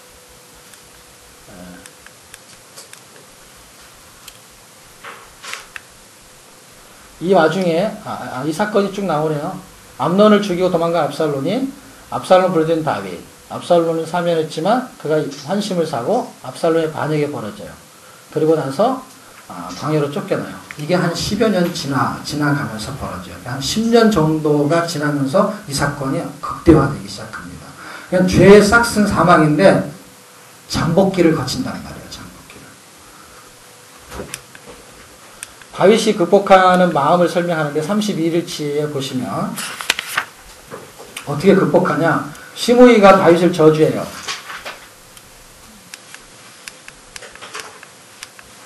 자, 그런데 하나님의 마음을 읽어서 시므이가 저주하는 것은 하나님이 시킨 일인지 모르니까 그냥 냅뒀으면 좋겠다는 마음을 갖고 있었어요. 이게 꼭 어떤 사건이냐면, 사울이 다윗을 죽이려고 했을 때 다윗이 사울을 죽일 수 있는 기회가 2번이나 있었는데도 불구하고 다윗이 그것을 사울을 살려주잖아요. 시므이가 저렇게 막 난리를 칠 때 그 옆에 아비새라는 장군이 있었어요. 그 장군이 저놈은 내가 가서 죽여버리겠습니다. 시므이가 뭐라고 했냐면, 비루한 자요. 이 깡패야 이런 얘기하고 똑같은 거예요. 피를 흘린 자요. 가서 죽어라. 뭐 이런 식으로 욕을 막 하는 거예요. 대놓고. 자기 신하가 왕한테. 그러니 그 옆에 있는 충직한 군사 장군이 가만히 있으면 그건 장군이 아니죠. 그렇죠? 그래서 저놈은 내가 죽이겠습니다. 할 때 우리 같으면 내가 다윗이다 그러면 네가 갈 거 없다. 내가 가겠다. 그래야지. 정도로 화가 나 있는 상태예요. 그런데 뭐라 그러는지 다윗이 어미새도 가만히 있는데 아비새가 왜 거기까지 가려고 그럼 이름이 딱 아비새야. 다윗은 새들이 많아요. 그래갖고 뭐 아비새, 뭐 후새, 뭐 뒷새, 앞새 뭐 이런 사람들이 굉장히 많아요. 그래갖고 이때는 전쟁할 때는 아비새가 굉장히 영향력을 발휘하는데, 쫓겨가지고 압살롬이 쫓아올 때는 후새가, 이름도 재밌어요. 뒤에 남아있는 새, 후새. 그래가지고 이 후새가 아히도벨의 그 모략을 파하고 그 사람의 모략이 성공하게 만들어서 하나님의 계획 속에 이미 들어있었죠. 그래서 후세를 예비하시고 후세를 통해서 작전에 성공하게 만들죠. 그것까지 하나님이 다 간섭해요. 그러니까 하나님이 그렇게 하실 거예요. 그렇죠? 그렇게 하시는 동안에 스무이가 하나의 시험거리로 걸려드는 거예요. 그때 다윗은 그걸 통과한단 말이에요. 너 잘 걸렸다. 내가 2판 4판인데 내가 쫓기는 상황에 너 하나 죽이고 내가 요단강을 건너야 되겠다. 그런데 그냥 냅두라는 거예요. 참, 어떻게 그렇게 말할 수가 있을까요? 두 번이나 사무엘상 24장 26장에서 두 번이나 살려줬던 그 다윗이, 그래도 그거는 사울이 기름 부은 거라는 이름이 있잖아요. 그렇죠? 저거는 기름 부은 것도 아니야. 저는 반대로 기름 부은 자한테 해코지를 하니까 죽어도 마땅한 거거든요. 근데 시각을 어디다 두고 보냐면 하나님한테 시각을 두고 보는 거예요. 하나님이 그렇게 말씀했다는 거고, 저거는 뭐냐면 하나님이 저걸 시켰을지도 모른다는 거야. 시므이를. 그러니까 하나님이 시킨 거고 내가 지금 잘못해서 가는 상황이니까 저것이 징계일 수 있다라는 거야. 그러면 내가 받겠다는 거야. 그냥. 놀라운 발상입니다. 그러면서 징계를 받아내요. 그리고 회복해 주실 것을 기대해요. 이 시므이를 어떻게 하냐면요. 하나님이 회복해 주실 것을 기대하면서 그냥 가. 저놈이 하나님이 한 5대만 때려라 라고 하는 권한을 줬다면 6대, 7대 뗄 때까지 그냥 참고 있겠다는 거야. 그러면서 다윗이 뭐라고 하냐면 하나님이 저주하라는 것보다 조금 더 저주하면 넌 이제 죽은 거야. 이렇게 하면서 가는 거야. 그런데 정말 그런 일이 있었어요. 역사 속에서. 역사 속에서 이스라엘 백성들이 잘못했을 때 바벨론이라는 나라를 들어가지고 쓸 때요. 조금만 징계하라고 했는데 너무 심하게 징계해가지고 내가 너희를 가만 안 둔다. 그런 성경 구절이 구약 성경에 흘러갑니다. 하나님이 시킨 것만큼만 하라는 거예요. 그러니까 그런 자들에게도 하나님이 시킨 것만큼 해야 되니까 우리도 굉장히 하나님이 시킨 것만큼, 하나님의 말씀을 사모하는 자는 하나님의 말씀의 기준에 그 한계선까지만 하면 되는 거거든요. 하나님이 하게 하시는 만큼만. 이번에 제가 책을 쓰고 세미나하면서 이 교훈을, 이런 은혜들이 많이 깨달아지게 됐어요. 깨달아지면서 편안한 마음이 생겼어요. 어떤 편안한 마음이 생겼냐면 하나님이 이렇게 회복하실 거니까 이 과정을 지금 거치고 있어요. 신기하게도. 그 책이. 이 책은 그냥 순사를 했는데 저 책은 아주 난산이야. 그런데 책이 나와버렸어요. 그런 과정을 통해서. 그런데 반드시 이 과정 속에서 힘들게 하는 그 세력들이 하나님이 뭔가를 계획하신 게 있다면 그거를 그냥 지나가면 되는 거예요. 이거는 제가 어디다가 어디에 마음을 주셨냐면 빌립보서에 있는 마음을 주셨어요. 왜냐하면 빌립보서에 있는 마음은 복음을 전하려고 성경을 가르치려고 하니까 여기에 해당되는 게 아니고 빌립보서에 해당되는 내용이에요. 빌립보서에 해당되는 내용은 뭐냐면 바울이 복음을 전하다가 감옥에 갇히게 되죠. 그래서 빌립보서잖아요. 감옥에 갇히게 되었을 때 어떤 한쪽 사람들은 저는 감옥에 갇혀서 잘 됐어 막 그러면서 막 해코지하는 팀이 하나가 있고, 또 한 사람은 바울이 복음을 전하다 감옥에 갇히니까 우리도 담대하게 복음을 전해야 되겠다 하는 세력이 두 세력이 있었어요. 그럴 때 바울이 뭐라 그랬냐면 어떠한 방도로 하든지 전파되는 거는 그리스도니에요. 저들이 나를 해코지 하려고 할수록 예수가 전파된다는 거예요. 놀랍죠? 그러면서 괜찮다는 거야, 자기는. 그래서 빌립보서 같은 경우는 되레 기쁨이 많은 책으로 돼버렸잖아요. 그쵸? 평강이 움직이잖아요, 더. 그러면서 뭐라고 말하냐면 바울이 그 빌립보서 1장에 이걸 통해서 복음의 진보가 나타날 것이다. 이걸 통해서 또 하나의 진보가 나타나는데 그건 뭐예요? 핍박하는 사람들을 통해서는 복음의 진보가 나타나고, 또 하나는 이것이 맞습니다. 이 일을 해야 됩니다. 하는 복음의 열의를 가진 사람을 통해서는 믿음의 진보가 나타난다. 그러니까 성경 통독에 대해서 방해하고 핍박하는 사람을 통해서는 성경 통독이 중요한 것이구나 하는 것이 복음의 진보, 알게 될 것이고, 이 일이 굉장히 중요한 사역이구나 이미 알고 있었던 사람한테는 이 일에 헌신하게 만드는 믿음의 진보. 그런 마음을 주셨어요. 그래갖고 정말로 이 프로그램을 진행하려고 하는, 운영하려고 하는 총무, 반장, 조장 이런 사람들이 이렇게 이미 준비가 됐거든요. 그런 사람들이 이런 소식을 접하면서 무슨 마음이 생기겠어요? 믿음의 진보가 생기는 거죠. 또. 이거는 방해할수록 더 하고 싶은 마음이 생기는 거죠. 애착이 가게 되는 거예요. 그래서 제가 원래 이렇게 세미나 준비를 열심히 안 하는 사람이거든요. 책 쓰고 막 이런 것도 열심히 원래 안 하는 사람이에요. 이렇게 성경 읽는 거는 열심히 해도 다른 거 하는 걸 잘 못해요.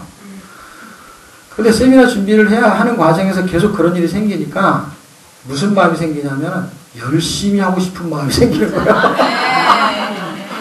그래서 이번 2번 세미나를 엄청 열심히 했어요, 제가요. 열심히 해가지고 첫 번째 세미나는 너무 열심히 해가지고요. 2번째 세미나는 좀 덜 열심히 한 거거든요. 그래서 설명은 절반밖에 안 했어요. 편안하게 하나님이 하실 일이 있을 것이다. 그 제 마음에는 일단 하나님의 열심을 주셨어요. 내가 이걸 잘해가지고 어떻게 해야지라는 마음이 별로 없었어요. 왜냐하면 저는 운영을 하려고 하는 거는 운영팀에 맡기고 저는 강의만 하려고 했었거든요.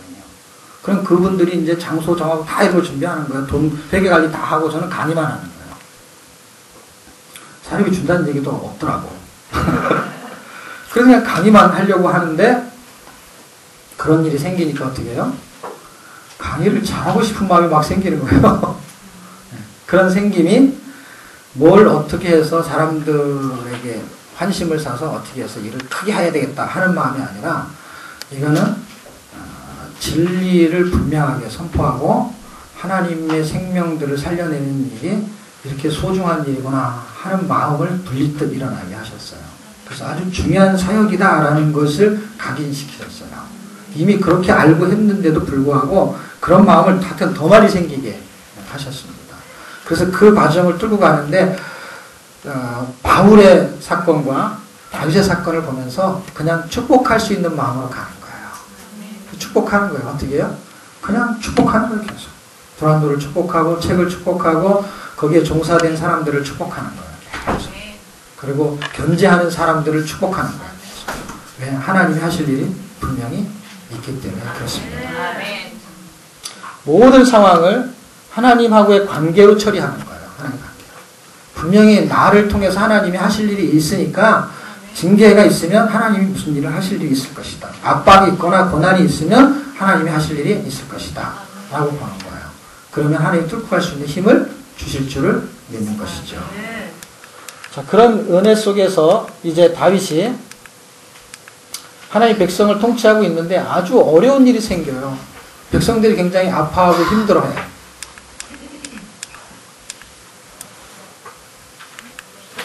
아파하고 힘들어하는 마음을 보고 다윗이 대리 통치자의 위치에서 백성들의 마음을 돌봐주는 일을 하게 됩니다. 그게 19장 이후에서 24장 사이에 등장하는 한 테마의 사건이 등장하게 됩니다. 3년 동안 가뭄이 일었던 사건이 있었어요. 그게 기브온, 죄 없는 기브온 사람들이 사울에 의해서 많이 죽임을 당하게 돼요. 그래서 그 원한을 갚아주는데 다윗이 그 일을 실행하는데 어떤 마음을 실행하냐면 아버지의 마음을 품고 시행을 합니다. 그 일을 통해서 하나님이 이 다윗이 하나님의 마음을 품고 있는 것을 마지막 부분에서 보여주고 막을 내리게 됩니다. 결국 성도는 하나님 아버지의 마음을 품고 살아가는 세상의 선교사로서 사랑하고 축복하는 마음을 동일하게 품어줘야 될 것입니다. 자, 솔로몬. 오늘 우리가 어디까지 볼 거냐면요. 솔로몬까지만 볼 거예요. 그리고 그 뒷부분은 분열왕국으로 들어가거든요. 그래서 여러분이 읽은 내용이 끝에까지 설명이 안 되죠. 오늘은 어디까지 할 거냐면 34일까지 할 거예요. 원래 여러분 어디까지 읽으셨죠? 30?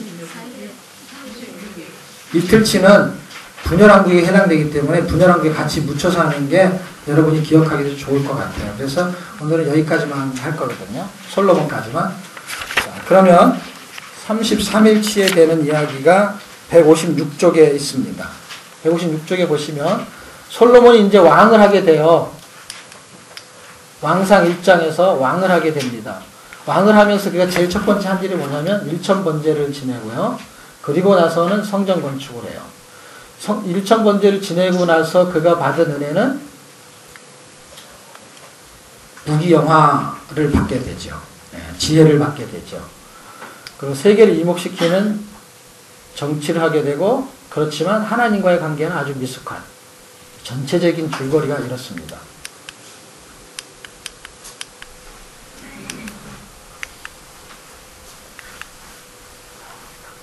솔로몬의 왕노릇은 성숙한 세상 생활과 같아요. 그래서 지혜를 가지고 정치를 잘해요. 그런데 하나님의 관계에서는 약간 미숙한 형태를 띠요. 이게 꼭 뭐와 같으냐면, 우리가 세상에 상식적으로 살 때는 굉장히 성숙하게 막, 하지만 영적으로는 어린아이처럼 굉장히 미숙한 것과 같은 현상을 솔로몬을 통해서 볼 수가 있어요. 아까 다윗을 통해서 볼 수 있는 것과 솔로몬을 통해서 볼 수 있는 것이 우리에게 적용되는 점이 다양하게 있잖아요. 그렇죠? 이 부분이 아까는 죄의 문제고요. 여기서는 뭐예요? 이미 죄를 해결한 상태에서 믿음으로 살아갈 때 우리가 굉장히 연약한 모습을 보인다는 거예요. 영적으로는. 통치의 기준이 뭐냐면 하나님인데, 하나님이 아니다 보니까 분열의 원인을 제공하게 돼요. 이게 꼭 어떤 현상이냐면, 예수 믿고 교회 와서 신앙생활 하면서 꼭 사람들하고 계속 이렇게 분열되는 현상을 느끼게 되는 것과 같아요. 마음이 자꾸 이렇게 멀어지는, 같은 마음을 품을 수가 없기 때문에 그렇게 되는 것이죠. 하나님의 통치의 기준을 갖게 되면, 성숙한 영적 생활이 되게 되면, 분열됐던 것이 어떻게 되냐면 다시 회복되는 은혜들이 있게 되잖아요. 근데 그렇지 않으면 반대 현상이 나타나게 돼요. 그래서 이제는 이거는 교회 생활로 돌아오게 됩니다. 교회 생활에서 아주 중요한 것은 통치의 기준을 이해하는 것이고, 그러면 분열을 회복시키는 은혜를 받게 되죠. 솔로몬의 지혜가 이렇게, 아까 전체적인 줄거리를 보고요. 일천번제를 통해서 지혜를 구했더니 하나님이 지혜를 주시면서, 야, 너는 어떻게 돈 같은 거 구하지 않고 여자 같은 거 구하지 않고 어떻게 그렇게 지혜를 구하냐 해서 하나님의 마음이 감동이 됐어요. 그래서 네가 구하지 않는 부하고 수도 주겠다고 했어요. 원래 돈하고 여자를 구하게 되면 하나님이 주시긴 하는데, 어떤 걸 주냐면 두 개를 한꺼번에 다 주세요. 그래서 돈, 여자를 준대요. 그래서 이렇게 지혜를 구해야 돼. 이게 지혜야. 그래서 그렇게 구하면 안 되는 게 지혜야. 이 얼마나 지혜로웠어요. 지혜를 구했어요.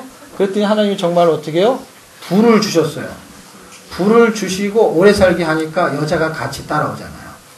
그래서 여자를 구하지 않으면 어떻게 해요? 1000명이나 넘는 여자를 거느리게 되잖아요.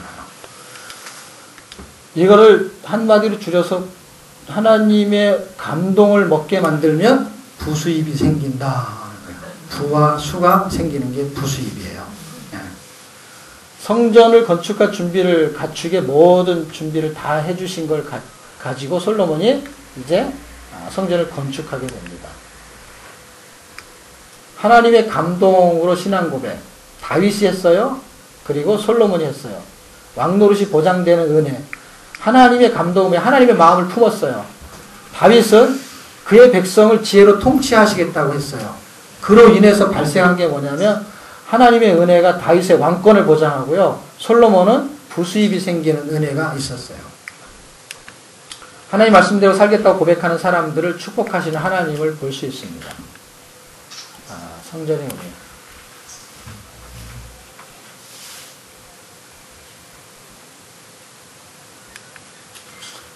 오늘 여기까지만, 이게 내일 할 거죠?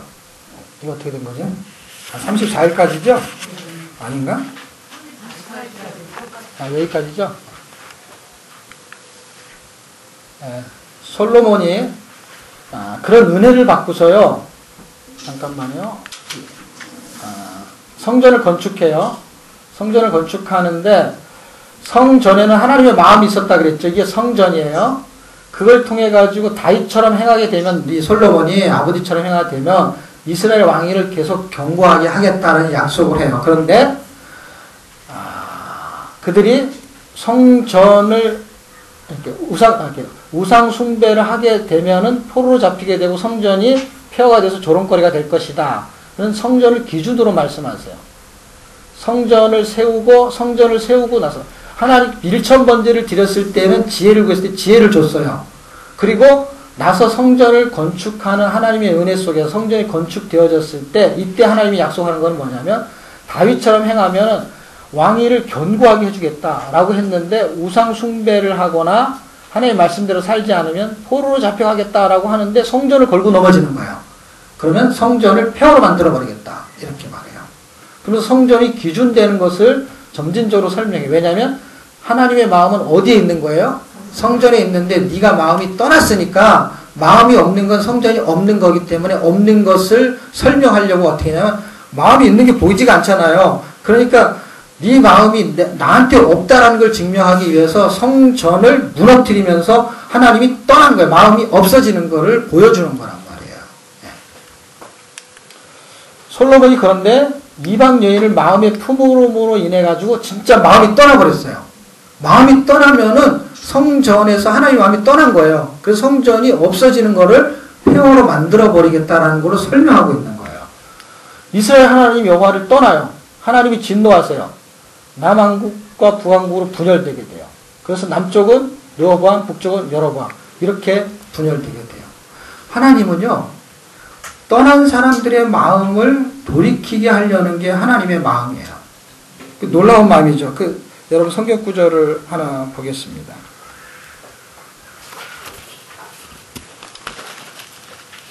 열왕기상 이게 다음 주에 해야 될 내용인데요. 여기까지 이해를 해놓고 끝내는 게 여러분한테 도움이 될 것 같아요. 열왕기하 18장 37절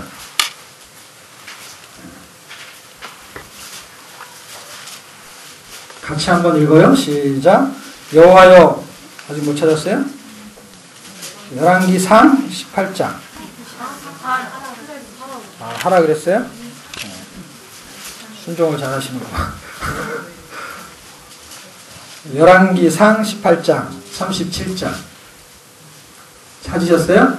같이 한번 읽어요. 시작. 여호와여 내게 응답하옵소서. 내게 응답하옵소서. 이 백성으로 주 여호와는 하나님이신 것과 주는 저희의 마음을 돌이켜야 하는 것을 알게 하옵소서. 이들의 마음이 돌아갔어요. 누구 때문에 돌아갔냐면 다윗 때문에 솔로몬 때문에 돌아가게 됐거든요. 열왕기상 11장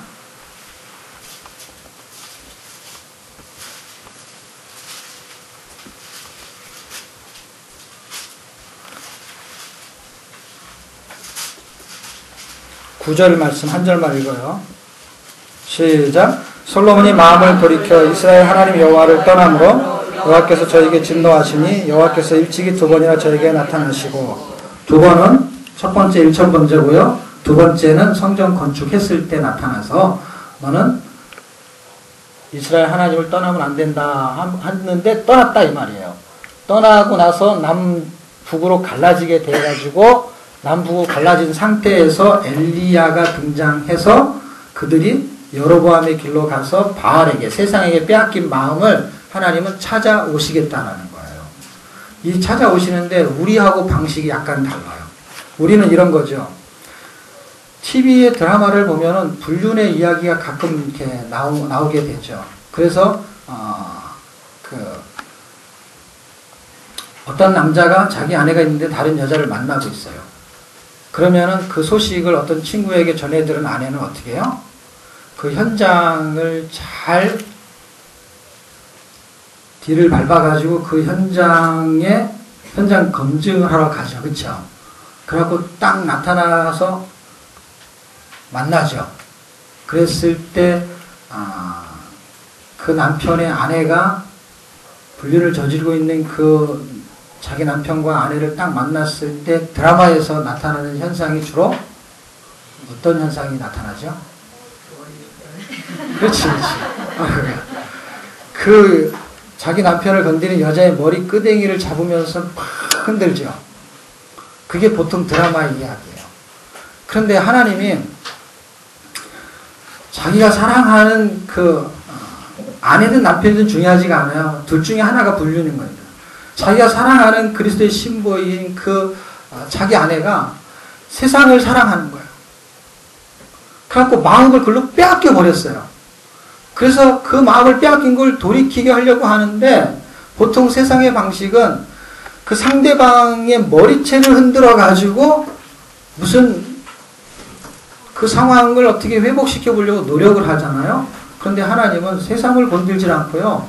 반대로 마음을 빼앗긴 그 사랑하는 당신의 아내를 어떻게 하냐면 머리채를 흔드는 게 아니라 마음을 흔들어 버린다는 거예요. 그래서 하나님의 방법은 달라요. 그 사람, 그 빼앗긴 사람의 마음을 찾아오는 게 하나님의 마음이었던 것이었기 때문에 성경을 통해서 우리가 빼앗긴 마음들이 있잖아요. 자식한테 빼앗기고 돈에 빼앗기고 세상에 빼앗기는데 그 이 세상한테 빼앗겼다니까. 그 이 세상을 흔들지 않고 어떻게 해요? 빼앗긴 당신의 사랑하는 신부, 사랑하는 아내, 그 사람의 마음을 돌이키게 만들겠다. 그래서 성경은 예수 그리스도의 사랑은 빼앗긴 하나님의 사랑, 세상이 빼앗긴 마음을 되찾아오기 위한 하나님의 구원 계획이 사랑의 은혜가 쫙 흘러서 우리의 마음 안에 뚫고 들어오면은 우리의 마음이 변화가 되어가지고 하나님을 사랑할 수 있는 마음이 생기게 되는 것입니다. 하나님은 그런 분이라는 거예요. 우리의 마음을 돌이키게 하는 분이라는 거예요. 오늘 여러분이 성경을 읽고 일주일 동안 읽고 나눔을 하실 때 하나님이 원하시는 건 뭐냐면 우리의 마음을 세상에서 뺏어오겠다는 거예요. 하나님의 사랑을 설명하고 이야기하고 성전으로 설명하든 어린 양으로 설명하든 그 하나님의 사랑을 다윗을 통해서 설명하든 성경의 구구절절의 내용을 통해서 하나님은 우리의 마음에 감동을 주셔서 우리의 마음이 세상과 구별된 삶을 살고 그리고 우리의 마음을 하나님께 송드릴 때 들을 수 있는 그런 존재로 하나님은 바꾸시겠다는 거예요. 하나님의 은혜가 저와 여러분에게 그렇게 충만하기를 축복합니다.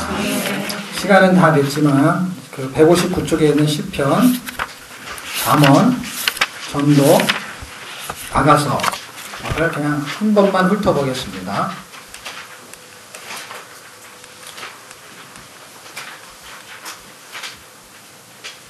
아, 여기 안 나오죠? 나오나요? 나와요? 이거 성전을 회복하는 방법이 성전이 무너져요. 하나님의 이름을 회복하기 위해 성전을 재건해요. 성전의 실체인 성전의 완성은 예수 그리스도가 성도 안에 임마를 하면서 세워지게 됩니다. 회복의 방법이 이게 실체 회복의 방법이에요. 하나님을 마음에 품고 하나님을 섬기는 거예요. 마음을 확 뺏어오겠다는 거예요. 마음을 송두리째 빼어오는 게 하나님의 전략이고 하나님의 방법이에요. 그리고 그 전략의 요소 중에 중요한 역할을 감당하시는 분이 예수님이에요. 이스라엘을 구원하기 위해서 엘리야를 준비하신 하나님. 네, 통일한국 시대에 요거는 읽어보세요. 176쪽이요. 시편을 잠깐 볼게요. 시편이 굉장히 구조가 넓어요. 150편이 돼 있는데요. 시편의 주제는요, 새 노래예요, 새 노래. 새 노래는 어떤 뜻이 있냐면요, 구원하심이 보좌에 앉으신 그 노래 비전 찬송 있죠? 그게 새 노래예요. 그게 요한계시록에 구원받은 자가 부르는 노래예요. 그 노래의 가사는 요한계시록에 있고 새 노래에 대한 정의는 시편에 있어요. 그 새 노래의 시편의 정의는 33편부터 149편 갈 때까지 구구절절이 들어있어요. 그러니까 33편부터 계속 새 노래를 중간중간 얘기한단 말이에요. 133편, 40편, 그 다음에 96편, 98편이 아주 중요한 새 노래에 대한 정의를 하고 있어요. 어떤 정의냐면 하나님의 구원을 노래하는 게 새 노래라는 거야. 그 정의를 해놓고 노래 가사는 계시록에 들어있는 거야. 왜냐하면 진짜 거기서 천상에서 그 노래를 부를 자들에 대한 모형을 보여주고 있는 것입니다. 자, 그렇게만 아시고 혹시 예통책을 사셔서 갖고 계신 분이 있다면 시편을 1, 2, 3, 4, 5권으로 구분해 놨는데 5권이 한 권이 하루치예요. 이렇게 하루 읽고 기록 3페이지 기록되어 있고 하루 읽고 3페이지 기록되어 있거든요. 저 책은 그 책에 창세기, 출애굽기, 레위기, 민수기, 신명기로 5권을 설명해 놨어요. 그래서 그 설명을 좀 참고하시면 좋을 것 같아요. 여기서는 구조만 잡는 거거든요. 여기서 뼈대만 잡는 거예요. 왜냐면 여기서 복잡하게 하면은 구조로가 잊어버려져요. 많이 배우는 게 중요한 게 아니라 구조를 잘 세우는, 프레임을 잘 갖추는 게 중요해요, 일단. 기초에서는요. 그게 갖춰져야 담아낼 때 어렵지 않은 거예요. 그냥 막 배우려고 하게 되면은요, 섞여가지고요, 써먹을 수도 없어요. 시편은 약 1000년에 걸쳐서 기록됐어요. 이스라엘의 태동기는 시편 90편이 모세가 썼어요. 모세는 광야시대 출발하잖아요. 1400년, 1500년이죠. 그때부터 포르시대까지니까 이게 BC 500년이니까 약 1000년의 기간이 흘러갑니다. 그렇게 기록된 내용이고, 예수 그리스도를 겨냥해서 기록되고 있고, 시편 5권을 예수 그리스도에 겨냥해서 구속사로 시편을 썼습니다. 시편을 구속사로 쓴 책은 거의 없습니다.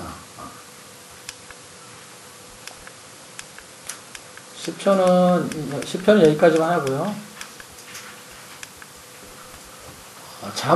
잠언의 초점은요, 잠언은 지혜 있는 자, 미련한 자를 설명하는데, 지혜는 예수를 설명하는 거고, 미련은 예수가 없는 자를 설명하는 거야. 그러니까 보세요. 가들리는 예수가 있는 사람, 하나님이 있는 사람이 가들리예요. 언가들리, 그거는 하나님이 없는 사람. 그래서 그걸 경건이라는 단어를 써요. 경건한 자, 그러면 하나님이 있는 자.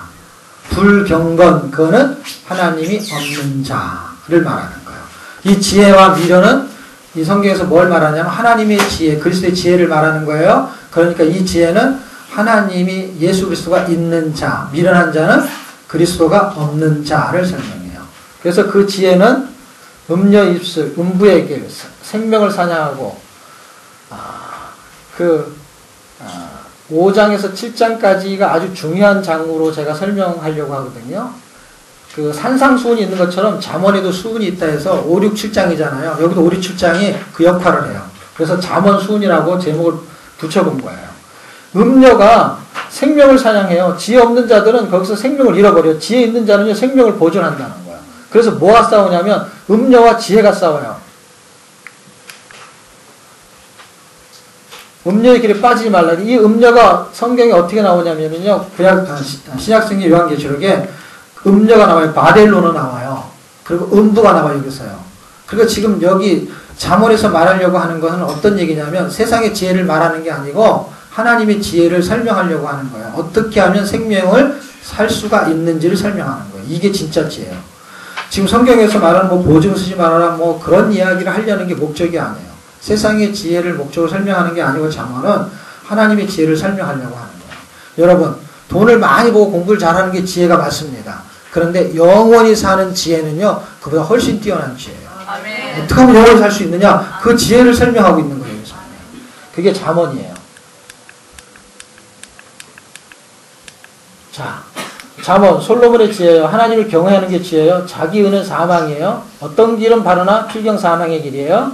여호와를 경외하는 것이 지혜자예요. 생명의 길을 찾는 자예요. 지혜자는 예수를 발견하는 거예요. 요 잠언 3장 18절은 같이 읽어요. 시작. 지혜는 그 얻는 자에게 생명나무라. 지혜를 가진 자는 복되도다. 예수 그리스도를 설명해요. 8장 전체는 예수님을 설명해요. 그래서 8장은 읽어보세요. 잠언 8장에서는요, 지혜가 예수님이라고 설명해요. 왜냐하면 거기서 뭐라고 하냐면 지혜는 창조자다 이렇게 설명한단 말이에요. 창조자다. 의인화되어 있는 게 지혜로요. 예수 그리스도가 얼마나 정확하게 나타나는지 몰라요. 자, 전도서는요, 그렇게 하나님의 지혜로 사는 사람들이, 하나님의 지혜, 그리스도의 지혜를 가진 사람, 그리스도를 믿는 사람이 구원의 삶을 살아내는 거예요. 그래서 하나님을 경외하는 것이 사람의 본분이에요. 그러니까 하나님 지혜가 없으면, 그리스도의 지혜가 없으면 하나님을 경외할 수가 없어요. 지혜의 근본이 사람의 본분 되는 것을 행할 수가 있어요. 그래서 하나님을 경외할 수 있는 사람들은 복된 사람이고 복된 인생이다. 그래서 헛된 인생은 하나님을 떠난 것이고 하나님을 경외하고 사람의 본분을 지키는 것이, 그것이 전도서가 말하는 구원의 삶을 설명하는 거예요. 시가서 5권을 이렇게 풀어봤어요. 전도서, 성도의 인생, 아가서, 성도의 사랑, 잠언, 성도의 지혜, 시편, 성도의 찬양, 욥기, 성도의 인내, 축복으로 끝나는 거거든요. 고난과 인내, 구원을 통해서 구원을 노래하고요. 이게 구원을 발생시키거든요. 구원을 통해서 구원을 노래하고 그 구원을 노래하는 그 핵심적인 기준이 그리스도의 지혜가 움직이기 때문에요. 그 지혜가 움직이는 걸 가지고 그런 범사에 하나님을 경외하는 사람의 본분으로 살게 되는 구원의 삶을 살아갈 때에 아가서 그 구원의 완성이 그리스도의 사랑을 통해서 완전하게 이루어진다 하는 내용이에요. 이거는 이제 제가 쓴 책은 요 순서대로 쓴 거고, 또 다른 방식으로 전개할 때는 이제 시가서의 구속사로 제가 설명할 때는 욥기부터 설명을 해요. 왜냐하면 성경 순서대로 해야 되니까. 그래야 사람들이 이해하기 좋으니까요. 자, 그냥 한번 보세요, 눈으로. 네. 이렇게 바뀌는 거예요. 사람의 본보를 찾으면 복된 인생이 돼요. 아가서 그리스도의 사랑을 통해서 사망을 이기는 사랑이에요. 이런 아주 달콤 쌉싸름한 로맨스가 일어나는 거예요, 이 세상에서. 이 아가서를 통해서 구원의 완성이 일어나게 되는 것입니다. 자, 아가서의 초점, 네, 여기까지. 여기까지 하고 다음 주에 이어서 하겠습니다. 감사합니다.